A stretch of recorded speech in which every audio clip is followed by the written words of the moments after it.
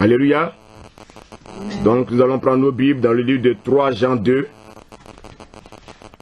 Et je vais demander à Joanna de lire. Amen.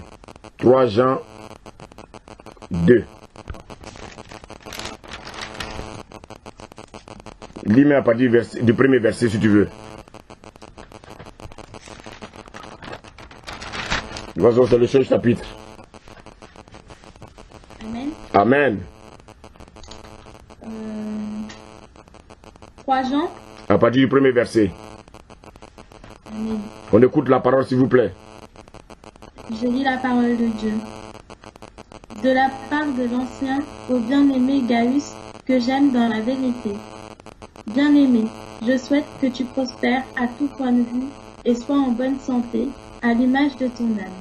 J'ai en effet éprouvé une très grande joie lorsque des frères sont arrivés et ont rendu témoignage de ta sincérité, de la manière dont tu marches dans la vérité.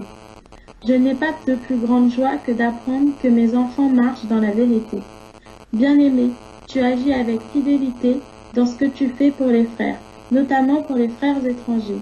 Ils ont du reste rendu témoignage à ton amour devant l'Église.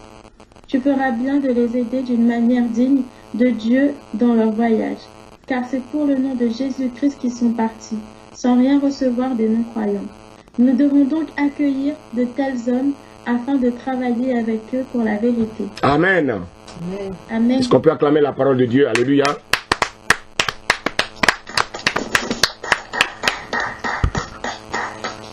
Bien-aimé, quand j'ai écouté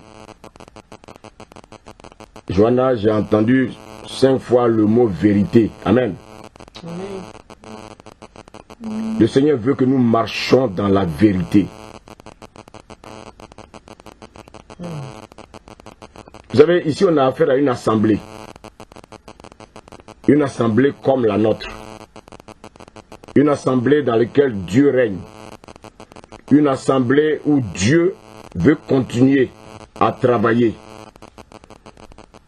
Mais bien aimé, pour que Dieu puisse travailler dans son assemblée, Dieu demande une seule chose, que nous marchions dans la vérité. Dis Amen. Amen. Dieu veut que nous marchions dans la vérité. Alors, bien aimé, qui a envoyé cette lettre à Gaius? Bien aimé, c'est Jean. Qui est Jean? Jean, c'est un apôtre de Jésus. Il était parmi les 12 apôtres. Bien aimé, mais à cause du Seigneur, il va se retrouver sur l'île de Patmos. C'était un autre désert qu'il a connu dans sa vie. Mais sur cette île, il n'a pas dormi. C'est sur cette île qu'il a envoyé la lettre à Gaius. Et c'est sur cette île que le livre d'Apocalypse a été écrit. C'est là-bas qu'il a reçu les révélations venant du Seigneur. Alors la Bible dit qu'il a écrit à cette assemblée où Gaius était l'ancien. Si vous voulez, quand on dit l'ancien, c'est un peu l'évêque de cette assemblée. Et qu'est-ce qu'il dit? Le bien-aimé que j'aime dans la vérité. Mais bien-aimé, de quelle vérité parle Jean? Quand on lit Jean 8, verset 32, il est dit que vous connaîtrez la vérité et la vérité vous rendra libre. Ou bien la vérité vous affranchira.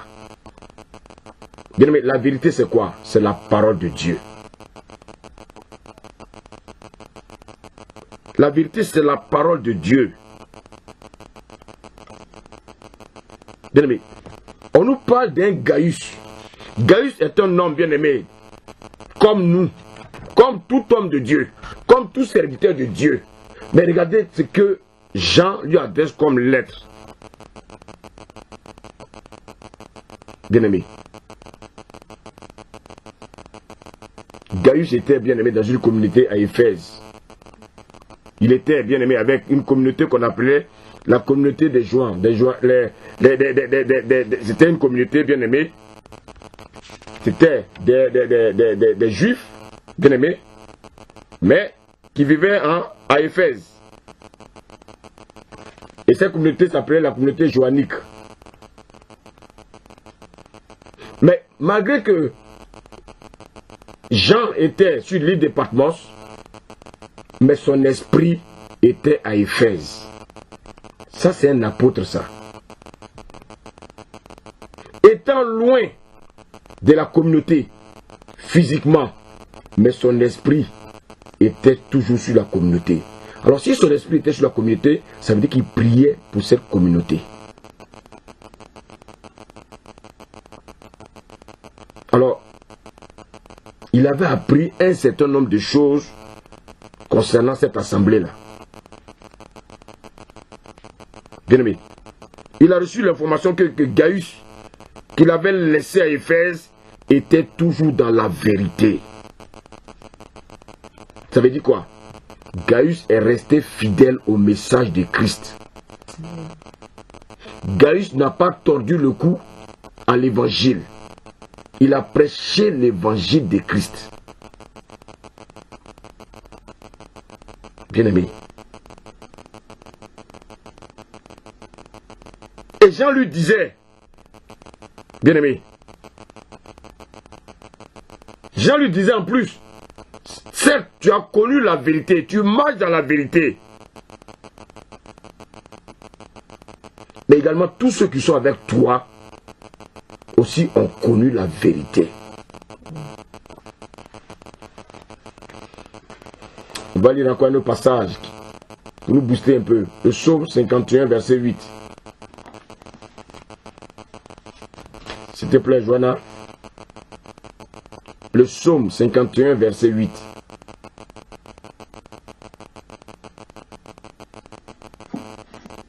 Amen. Amen. Psaume 51, verset 8. Mais tu veux que la vérité soit au fond du cœur. Fais-moi connaître la sagesse dans le secret de mon être. Alléluia. Mais la vérité ne peut pas venir d'ailleurs. La vérité est enfouie dans notre cœur. Gaius demeurait dans la vérité. Alors, quel est l'avantage, bien-aimé, de demeurer dans la vérité en tant que chrétien? Quel avantage nous avons à demeurer dans la vérité? Bien-aimé, celui qui demeure dans la vérité ne peut pas faire du mal à son prochain. Celui qui demeure dans la vérité, bien-aimé, il ne peut pas être, bien-aimé, un sujet de scandale pour son frère. Celui qui demeure dans la vérité, il ne peut pas être une pierre d'achoppement pour son frère. Celui qui demeure dans la vérité, il ne peut qu'aimer son frère. Celui qui demeure dans la vérité, il ne doit pas critiquer son frère. Celui qui demeure dans la vérité, il ne doit pas mentir sur son frère. Celui qui demeure dans la vérité, il ne doit pas venir attaquer son frère. Bien-aimé, celui qui demeure dans la parole de Dieu ne peut que pratiquer des choses justes. Parce qu'il a été justifié, donc il ne peut que marcher dans la justice de Dieu. Bien-aimé. Au verset 4, il dit, je n'ai pas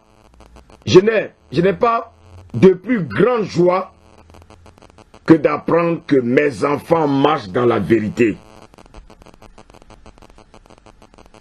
Bien-aimé,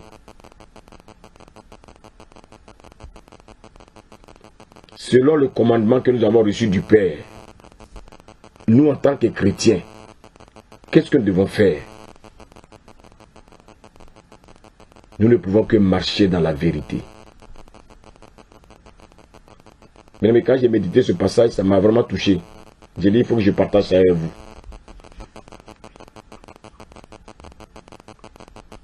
Bien-aimé, si le pasteur, si l'apôtre, si l'évangéliste, si le docteur, si le prophète est dans la vérité, bien-aimé, tous ceux qui sont autour de lui ne feront que marcher dans la vérité.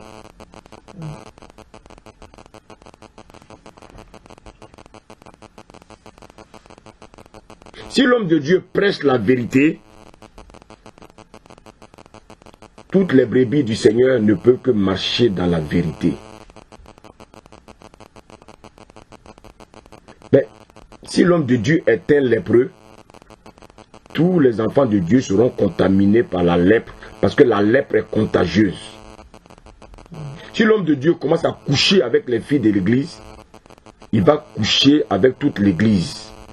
Et il risque d'avoir autant de femmes couchées, autant d'enfants.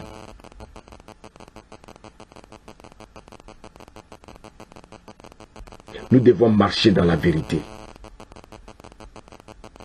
Nous ne devons pas regarder aux choses de ce monde. Nous devons marcher dans la vérité. Parce que ayant aussi les yeux fixés vers le monde, bien-aimé, on va mentir. On va commencer à faire c'est-à-dire, on va commencer à maquiller la parole de Dieu. Et puis rentrer dans le mensonge. La lèpre est contagieuse. Le mensonge est contagieux. Si un pasteur avec lequel tu marches ment, si tu es encore attaché à lui, bien-aimé, tu vas commencer à mentir.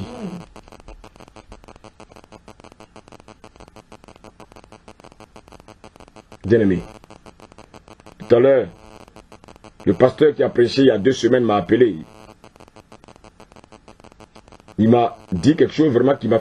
Dans une assemblée ici à Paris, il y a un pasteur qui a couché avec la femme, je ne dis pas avec la femme d'un jeune qui est dans le groupe musical. Et qu'est-ce qui va se passer? Un pasteur, où il va aller faire sa sale besogne sur le lit du batteur de l'église. Et ce frère malheureux, malheureusement, je ne sais pas si je peux dire heureusement ou bien malheureusement, sa femme croyait être loin, alors qu'il n'était même pas loin. Il avait oublié simplement quelque chose à la maison. 2 heures après, en rentrant, il entend des bruits derrière sa porte, des gémissements. Il s'est dit, mais ma femme n'est pas enceinte, elle ne peut pas accoucher là, qu'est-ce qui se passe? Il ne savait pas que quelqu'un était en train de faire du mal dans sa maison. Quelqu'un était en train de coucher avec sa femme. Et sa femme était en train de le tromper. Une femme qui dort avec lui, qui lui dit, je t'aime chérie, je t'aime chérie. Qui commence à coucher avec quelqu'un d'autre, avec le pasteur de l'église. Je ne sais pas si Dieu nous a donné une onction pour coucher avec les femmes, ou bien une onction pour prêcher l'évangile. Bien-aimé, c'est pourquoi ma prière, c'est que tout le monde parmi vous se marie. Parce que bien-aimé, je vous assure, hein, quand vous n'êtes pas marié, vous aurez des tentations. Parce que vous êtes des personnes charnelles avant tout. Vous avez des tentations et l'ennemi va vous conduire à l'abattoir. Voici même un couple marié. Madame n'est pas satisfaite. Elle n'est pas satisfaite de la relation qu'elle a avec son mari. Elle va aller coucher avec le pasteur de l'église. Alors que le pasteur est marié. Voici un pasteur, écoutez-moi bien. Il va se mettre à l'autel. Il va commencer à prêcher quoi? Il va prêcher tout sauf l'impudicité. Il va prêcher tout sauf l'adultère. Pourquoi? Parce que lui-même il est un enfant d'adultère. Il pratique l'adultère. Bien-aimé, c'est pour ça que, en tant qu'enfant de Dieu, nous devons savoir avec qui nous marchons. Nous devons savoir avec qui nous marchons. Parce que, bien-aimé, je vous dis que les temps sont difficiles et les temps sont mauvais.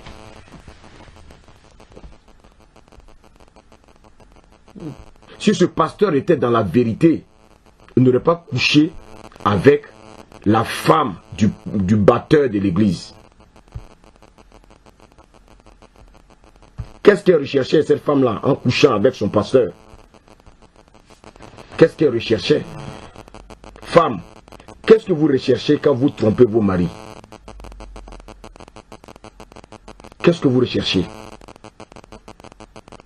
Homme, quand vous trompez vos femmes, qu'est-ce que vous recherchez? Dites-moi, quand vous couchez avec les femmes d'autrui, qu'est-ce que vous recherchez alors que vous êtes marié?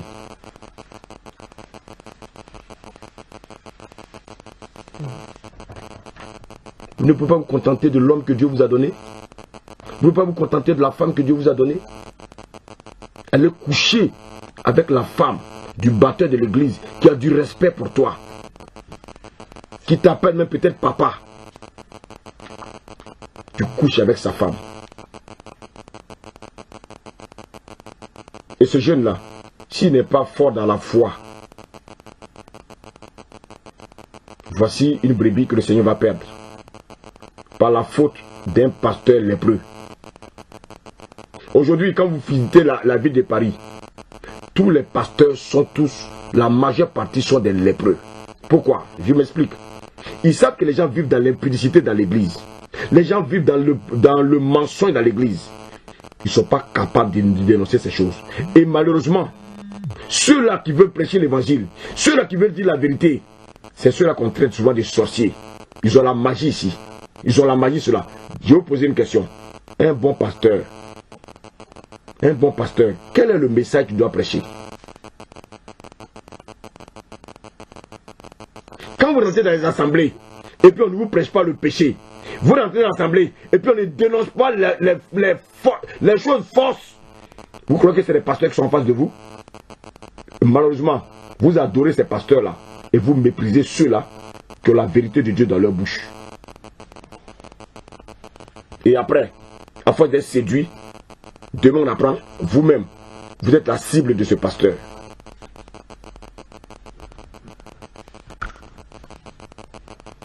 Aujourd'hui, on a même honte de dire qu'on est serviteur de Dieu. On a même honte de dire qu'on est homme de Dieu. À cause de ces personnes-là, que Satan a habillé en ange de lumière pour venir tromper le peuple de Dieu. Vous croyez qu'une église, c'est parce qu'on est dans un bâtiment? L'église, c'est ce que nous sommes en train de faire là. L'église vit cachée. L'église vit cachée.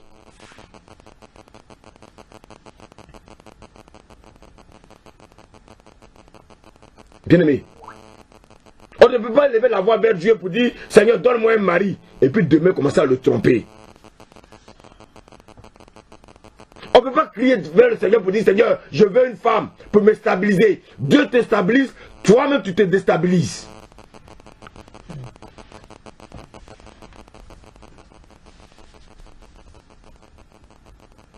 Bien-aimé, si vous avez un conducteur, bien-aimé, qui est dans la vérité,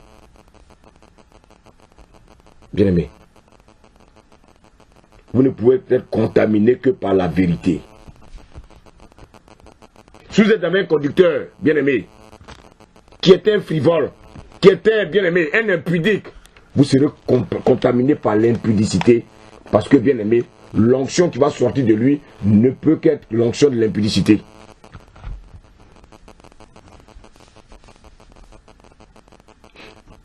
Vous savez pourquoi Gaius était dans la vérité? Parce qu'il avait un père qui était dans la vérité. Jean était dans la vérité. Donc Gaius ne peut que marcher dans la vérité. Bien-aimé, un chat ne peut pas coucher d'un crapaud.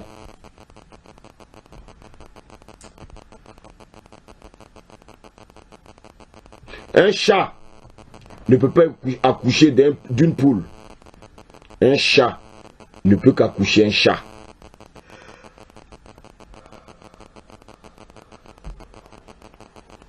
Bien-aimé, Gaius était dans la vérité parce que son père était dans la vérité. Son père, c'était Jean.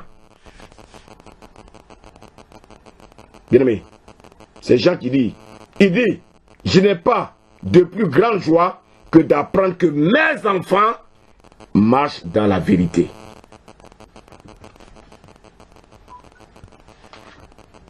C'est Jean qui parlait. Jean avait laissé des enfants à Éphèse. Et Jean est content parce que les enfants sont de bonnes mains. Alors bien aimé, si tu n'aimes pas la vérité, tu n'as pas ta place dans cette assemblée.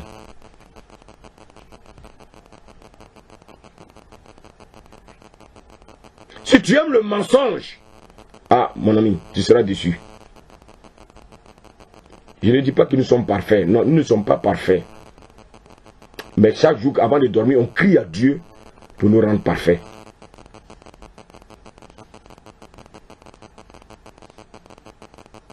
Bien-aimés, si la vérité est en nous, elle ne peut que nous conduire à marcher dans la vérité. Gaius était un homme comme nous, un homme de même nature que nous.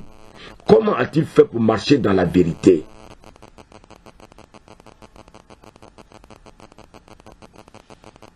Vous savez, beaucoup de nos frères se cachent derrière ce mot-là. Sanctification. Vous savez, souvent quand on parle de la sanctification, beaucoup font allusion au sexe. C'est bien, je vous encourage. Si vous fuyez l'impudicité, c'est ce que la Bible nous dit. Et c'est ce que le Seigneur approuve. Fuyez l'impudicité. Fuyez l'adultère. Mais je voulais vous dire également que la sanctification, c'est un tout. C'est quelque chose de large. Beaucoup disent qu'ils sont dans la sanctification. Mais lorsqu'on regarde leur vie, on voit que c'est des personnes qui ne marchent pas dans la vérité. Donc, quelqu'un qui ne marche pas dans la vérité, cela signifie qu'il n'a pas la vérité en lui. Parce qu'on ne peut que donner ce qu'on a.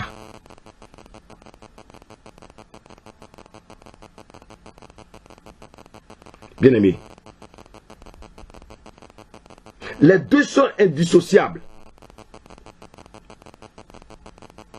Si nous avons la vérité en nous, si nous avons la vérité en nous, donc nous ne pouvons que marcher dans la vérité. Avoir. Donc si on a, on marchera dans la vérité. Celui qui n'a pas la vérité en lui ne peut pas marcher dans la vérité. Il va être un simple hypocrite. Quand il voit les frères de l'assemblée, on voit les dents blanches. Mais quand il n'est pas avec eux, ses dents deviennent noires.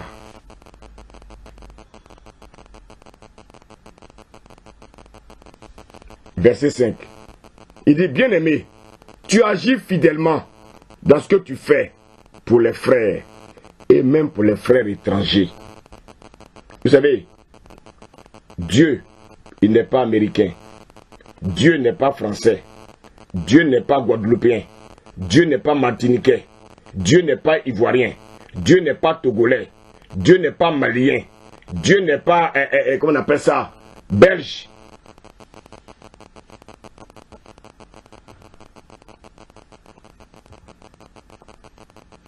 Dieu.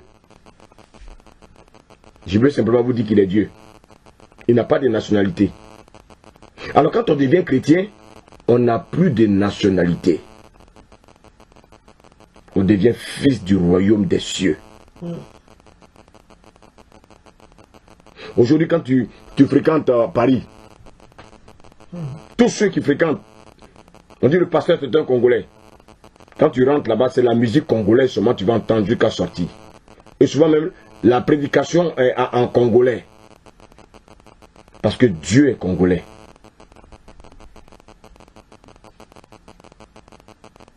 Et voici pourquoi, bien aimé, il y a la sorcellerie dans ces gens d'assemblée. Parce que c'est des choses familiales.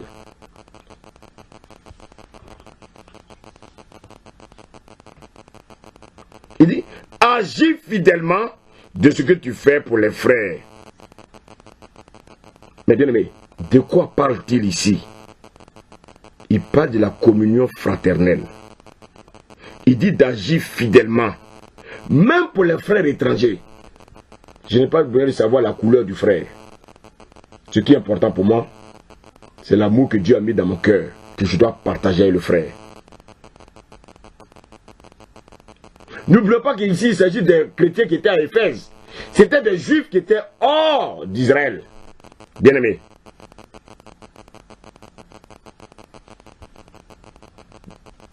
Ils étaient hors d'Israël. Et dans cette assemblée, il y avait des juifs, il y avait des grecs. Bien-aimés, le dimanche, nous avons été heureux d'accueillir une sœur qui vient du Sénégal. Oh, j'ai fait 5 ans au Sénégal. Je sais qu'au Sénégal, c'est les fétiches, c'est le maraboutage. Au Sénégal, lorsque vous rentrez dans le bureau d'un cadre supérieur, il a la photo de son marabout. Il croit en son marabout. Il ne croit pas en Dieu, mais il croit en son marabout. Vous avez vu l'état de cette femme. Elle était fatiguée. Pourquoi? Parce qu'elle est sous le poids de la sorcellerie. J'avais de la compassion pour elle. Mais gloire soit rendue au Seigneur qui a commencé à la toucher. Et je crois que Dieu va la délivrer de tout cela. Parce que le Dieu que nous servons, il est un Dieu de compassion, un Dieu d'amour. Elle a été tellement touchée par l'accueil que vous lui avez apporté. Elle a été tellement touchée et que je suis convaincu qu'elle reviendra parmi nous. C'est à ça que Dieu nous appelle. C'est à ça que Dieu nous appelle. Bien-aimés. Aujourd'hui, il y a beaucoup de bâtiments qui vont passer pour des églises. Mais ce n'est que des sectes. Et malheureusement, nous qui prêchons l'évangile, on nous dit qu'on est des sectes. Il y a des gens qui vont dans des assemblées pour dire que oui, nous sommes des sectes.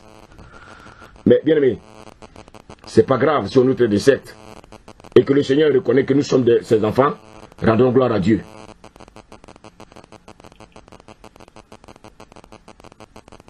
Un frère qui vient d'une autre contrée, quand il vient dans l'assemblée, que devons-nous faire? Nous devons bien l'accueillir. Nous devons lui donner de l'amour. Nous devons lui manifester de l'amour. Vous savez très bien le faire. Parce qu'il n'y a pas un dimanche, bien aimé, on n'a pas partagé le repas. C'est de ça qu'on parle. La Sainte Seine, c'est ça. Ce n'est pas des morceaux de pain, des miettes de pain qu'on met dans la bouche des gens. Nous ne sommes pas des chats. Nous sommes des hommes. Donc la communion fraternelle, c'est un repas. Et je crois que nous savons bien le faire. Merci Seigneur. Verset 6. Lesquels ont rendu témoignage de ton amour en présence de l'Église. Tu feras bien de pouvoir à leur voyage d'une manière digne de Dieu. Vous voyez comment Gaius allait faire pour prendre soin des étrangers qui viennent. C'est parce que quelque part, dans cette communauté, les gens ont compris que les offrandes sont importantes. Les gens ont compris qu'il faut donner à Dieu. Parce qu'en donnant à Dieu, lorsqu'il y a une nécessité qui arrive, ou bien il y a une nécessité dans l'assemblée, il n'a pas besoin d'aller encore dehors. C'est notre rôle de nous en occuper. Et là encore, je rends gloire à Dieu parce que nous avons compris. Merci Seigneur de nous aider. Merci Seigneur parce que nous avons compris ces choses. Qu'aujourd'hui, nous avons compris que ce n'est que de la boue. L'argent, c'est la boue. La preuve en est, prends 100 €, va dans un marché pour acheter seulement une lame ou bien un couteau. Quand tu reviens, il n'y a plus rien dans ta main. Si nous avons compris ça, on bénit le Seigneur. Bien-aimé, l'Église a pour rôle aussi de pouvoir aux besoins de ceux qui sont nécessiteux. Mais où prendront-ils l'argent si les enfants de Dieu n'interviennent pas? Avez-vous lu la Bible où on a dit que oh, Dieu est l'argent descendu du ciel? Pourtant il est Dieu, non? Dieu a son argent entre nos mains. C'est pour ça que chaque fois que tu as l'argent, il ne faut pas dire que c'est pour toi. C'est d'abord pour Dieu.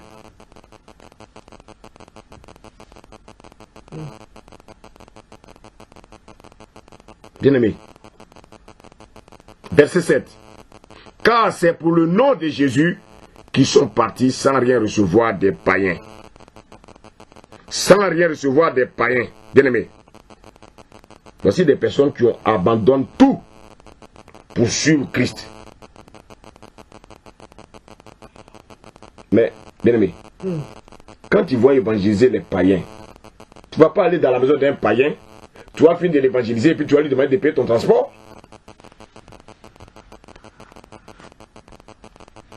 Non. Tu vas lui te demander de te donner la nourriture. Non. Si il t'offre la nourriture, que le Seigneur te dit prends, gloire à Dieu. Mais tu ne vas pas finir de l'évangéliser. Tu as dit bon, vraiment je vais partir, mais je n'ai pas l'argent du métro. Il va dire ton Dieu là, je ne peux pas le suivre parce qu'il est pauvre. Ça c'est la pensée des hommes du monde. Tu évangélises quelqu'un qui ne connaît pas encore Christ. Et déjà, la première accroche, qu'est-ce que tu dis? Il n'a qu'à te payer ton transport.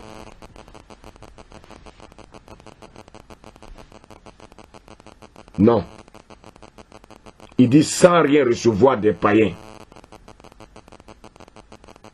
Bien-aimés, nous devons aller donner ce que nous avons. D'abord quoi? La vérité qui sort de notre bouche. C'est la vérité que nous avons d'abord en nous. Notre évangile, bien-aimés. L'évangile que Dieu nous a permis de recevoir pendant notre marche. La connaissance de sa parole. Notre témoignage. Parce que tu ne vas pas aller parler seulement des témoignages des autres. Et toi, quel est ton témoignage depuis que tu es en Christ? C'est de ça que les gens veulent entendre. Avant, j'étais un voleur. Mais le Seigneur m'a touché, je ne suis plus un voleur. Mais tu es en train de parler de Pierre. Il ne connaît pas Pierre. Parle d'abord de toi, ta vie. Avant, j'étais une prostituée. Je couchais avec les hommes à tous les carrefours. Mais depuis Christ m'a touché, ma vie a changé. Or, pendant que tu parles à cette soeur, peut-être que le soir, elle avait rendez-vous avec 3 personnes différentes. Avant d'aller dormir, l'Esprit de Dieu va la saisir là. Si le Seigneur fait ça pour moi, une prostituée qui couchait avec les hommes de gauche à droite, le Seigneur m'a libéré de ça. Le Seigneur peut faire ça aussi dans ta vie.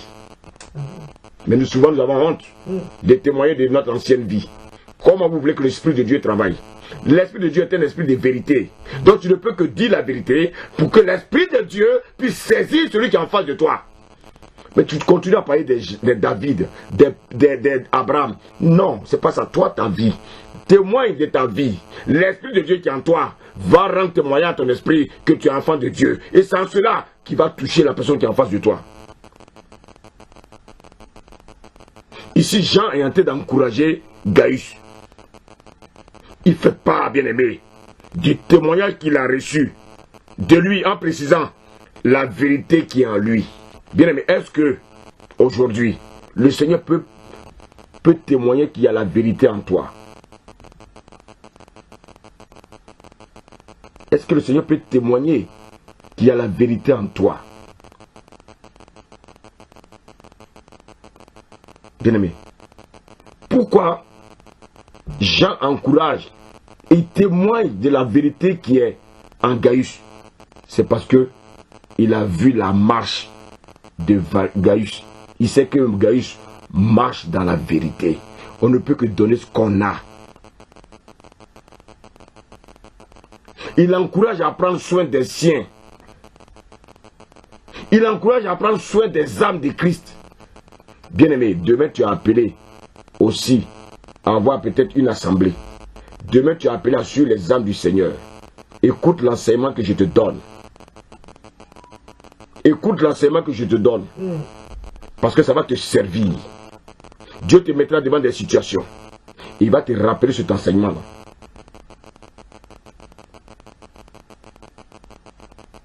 Dieu met l'accent ce soir sur ce qu'on appelle la communion fraternelle. Bien-aimé, est-ce que dans l'assemblée tu aimes tous tes frères? Ou bien tu fais un tri? Est-ce que tu aimes tes frères au même niveau? Ou bien tu as des préférences? En Christ, il n'y a pas de préférence. En Christ, nous sommes tous un.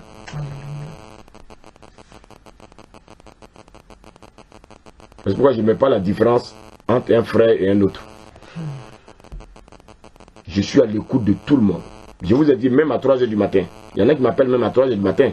Quand ils m'appellent, ils voient que je ne dors pas. Ils sont même surpris. Je ne dors pas. Je n'ai pas besoin d'une secrétaire. Je n'ai pas besoin d'un bureau. Non. Je ne suis qu'un esclave du Seigneur. Un esclave n'a pas de bureau. Un esclave n'a pas de secrétaire. Un esclave, il a l'écoute des enfants de Dieu. celui qui veut être grand, qu'il soit l'esclave de l'autre. Si tu comprends cela, le jour où tu vas comment apprendre à être un esclave autour de toi, tu seras plus grand que ceux que tu sers. Donc Jean met ici l'accent sur la communion fraternelle. Bien aimé, la communion fraternelle est très importante. C'est ça aussi être dans la vérité. Alléluia. Amen. Amen. Je vais demander à Joanna, on va lire le verset 9. Tu peux lire s'il te plaît. Du verset 9 au verset 11. Toujours 3 Jean. Amen. Amen. Verset 9 au verset 11. J'ai écrit quelques mots à l'Église, mais Diotrephe, qui aime le premier parmi eux, ne nous accueille pas. C'est pourquoi, si je viens, je rappellerai les actes qu'il commet en bavardant contre nous de façon malveillante. Non content de cela, il n'accueille pas les frères, et ceux qui voudraient le faire, il les en empêche et les chasse de l'Église. Bien-aimés, n'imite pas le mal, mais le bien. Celui qui fait le bien est de Dieu. Celui qui fait le mal n'a pas vu Dieu. Merci Seigneur. Merci Joanna. Vous savez, dans une assemblée, il n'y a pas que des blés. Il y a aussi l'ivraie. C'est pourquoi tout à l'heure, quand j'aurai fini, je vais appeler la coordinatrice. Je vais échanger un peu avec elle par rapport à une situation. Vous savez, si on veut aller bien, on veut grandir le Seigneur, il faut qu'on applique la parole. Amen. La Bible dit que malgré, bien aimé, les éloges que Jean a apportés à Gaius, mais il y avait des livrets dans l'église. Il y avait des livrets dans l'assemblée. La Bible dit que malheureusement parmi eux, il y avait un qui va se démarquer. Il s'appelle Diotrephe. Bien aimé, faisons ensemble. Qu'il n'y ait pas de Diotrephe parmi nous. Qu'il n'y ait point de Diotrephe parmi nous. Il y a des gens, quand les nouveaux viennent dans l'assemblée, ils commencent à les mépriser. Ils ne sont pas contents. Ils commencent à mal les regarder. Ils commencent à jouer les hautains. Non. C'était le travail des Diotrephes. Ça veut dire que dans les assemblées, il y a des Diotrephes. Ils aiment être la première place. Ils veulent jouer les leaders. Bien-aimés, Dieu ne les établit pas leaders. Ils veulent s'autoproclamer leaders. Soit parce que, bien-aimés, soit peut-être que ils sont peut-être trop attachés au pasteur, ou bien soit attachés. Non, c'est pas ça. Non. Ils aiment dire oui, moi je suis un ancien. Moi je suis un ancien. Ça fait des années que je suis dans l'église. Mais tu es dans l'église il y a des années, mais ta vie ne change pas. Il y a longtemps que je suis dans l'église. Oui, il y a longtemps que tu es dans l'église, mais qu'est-ce qui est avant ta vie spirituelle? Quand je regarde ta vie spirituelle, mais tu es un misérable. Tu ne manifestes pas de l'amour pour tes frères. Tu manifestes de la haine. Tu crées la division. Tu es jaloux. Tu es jalouse. Parce qu'il y a un qui parle avec un de tes frères. Tu n'aimes pas ça. Tu es jalouse. Parce que celle que tu croyais être ta camarade t'a abandonné pour s'attacher à une autre. Ça, on le voit souvent dans des assemblées. Mais écoutez-moi bien, ces personnes n'ont jamais été converties. Verset 10. C'est pourquoi, si je vais vous voir, Je rappellerai les actes qu'il commet, en tenant contre nous de méchants propos. Non content de cela, il ne reçoit pas les frères et ceux qui voudraient le faire. Il les empêche et les chasse de l'église. Bien-aimé, voici Diotrephe, il est dans l'église. Il a une tâche dans l'assemblée. Il a une épine dans l'assemblée. Il n'est pas dans le contexte, bien-aimé, de la communion fraternelle. Il est méchant. Les méchants n'ont pas leur place dans l'église. Il parle mal aux frères, il parle mal aux sœurs. Il est parmi les frères. Mais la seule différence qu'il y a à lui et ses frères, c'est que lui n'a pas l'Esprit de Dieu.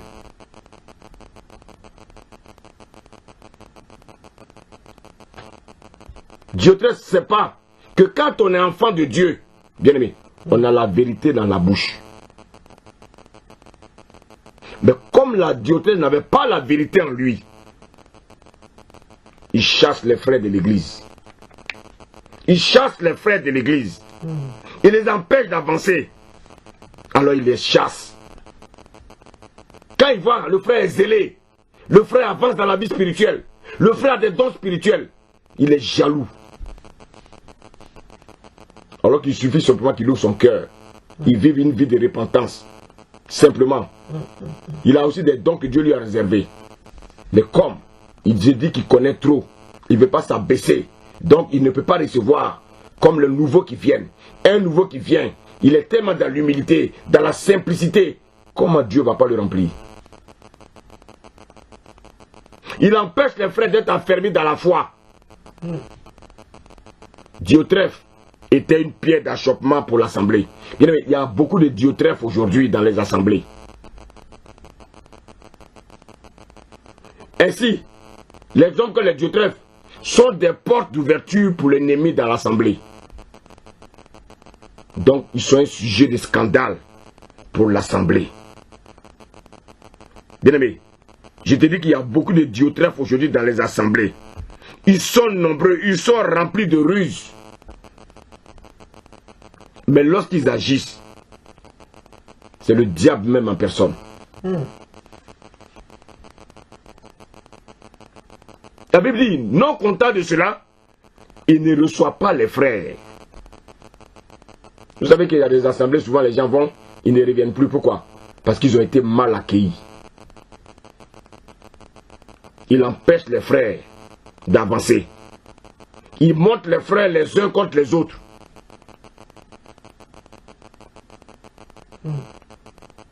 Bien-aimé. Bien-aimé. Ah Seigneur.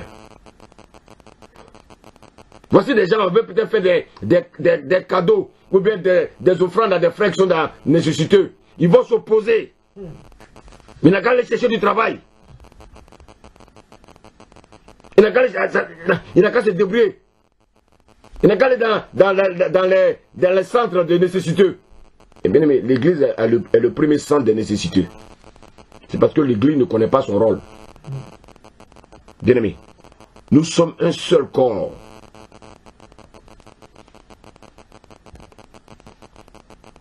Bien aimé. Non, s'il n'a pas de place pour dormir, on n'a pas besoin de lui ici.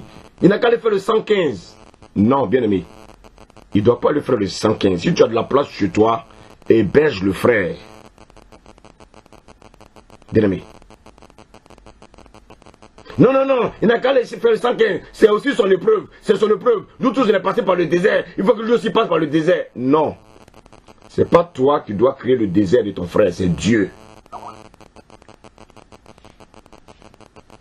Nous voulons obligatoirement, parce que nous sommes passés par des déserts atroces, où des serpents nous ont piqués, nous voulons forcément aussi créer des déserts obligatoires pour des frères. Ce n'est pas toi qui dois, bien aimer, nous permettre de faire le détour dans le désert, c'est le Seigneur. Donc si Dieu conduit un frère vers toi, c'est parce qu'il veut que tu prennes soin de lui.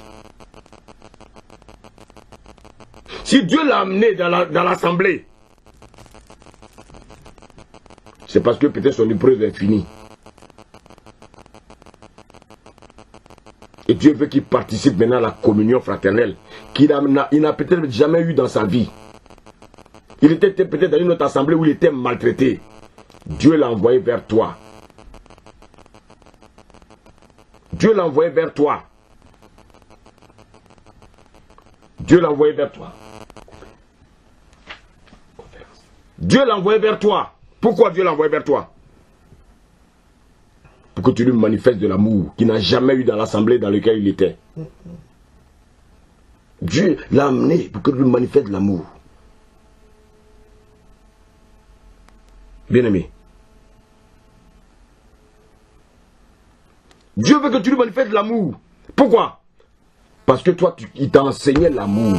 Lui, il n'a jamais reçu l'amour. Et comme tu es rempli d'amour, Dieu t'a amené le frère. Ne fais pas comme Diotrephe, qui chasse les frères de l'église. Pourquoi? Parce qu'il est un ancien. Bien-aimé. Bien-aimé. Diotrephe est dans l'assemblée depuis longtemps, mais il n'a pas la vérité en lui. Alors que tous les jours, il écoute les messages de Gaius, les messages venant du Seigneur, bien-aimé. Mais il refuse d'être circoncis. Il refuse de changer. Un pasteur ne peut pas changer quelqu'un. C'est la parole de Dieu qui change les cœurs. Bien-aimé, tu peux être avec le pasteur pendant des années, bien-aimé, et puis ta vie ne peut pas changer. C'est la parole que tu dois mettre en pratique.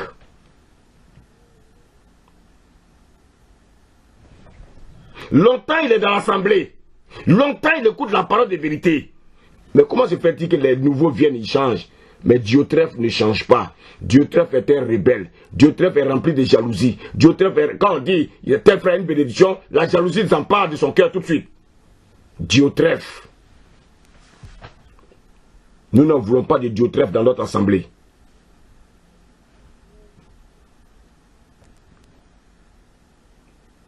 Diotrephe n'a pas sa place parmi nous. Bien-aimé. Diotrephe n'a pas la vérité dans sa bouche. Il n'a pas la vérité en lui. Donc il ne peut pas marcher dans la vérité. Bien-aimé, ce soir, si tu crois que tu as l'image de Diotrephe, répands-toi. Verset 11. Le Seigneur maintenant nous donne un conseil. Bien-aimé, n'imite pas le mal, mais le bien. Celui qui fait le bien est de Dieu. Mais celui qui fait le mal n'a point vu Dieu. Nous savons tous, bien-aimés, que celui qui fait le bien est de Dieu. Vous savez, ça nous le disons. Tout le monde le dit. Mais maintenant, lorsqu'il faut passer à l'acte, on fait ce que la chair nous demande de faire. Bien, pourquoi Dieu nous donne ce message ce soir?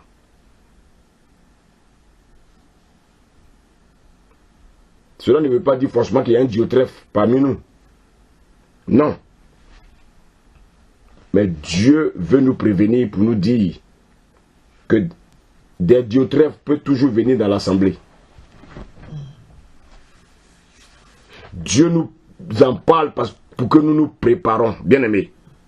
Et que nous prions pour que des Diotrephes n'habitent pas, n'existent pas parmi nous. Au nom de Jésus-Christ. Afin que la foi des nouveaux chrétiens ne soit point ébranlée à cause de la faute de ces Diotrephes. Beaucoup sont encore faibles. Ils ont besoin des autres. Toi qui crois être affermi, aide ton frère qui est faible. Beaucoup ne sont pas encore affermis. Bien-aimés, à tout moment, ils peuvent retourner dans le monde. À cause de nos comportements, on peut les ramener dans le monde. Mais bien aimés, si nous sommes les responsables de la chute, de la dégradation de nos frères, Dieu va nous réclamer leur sang.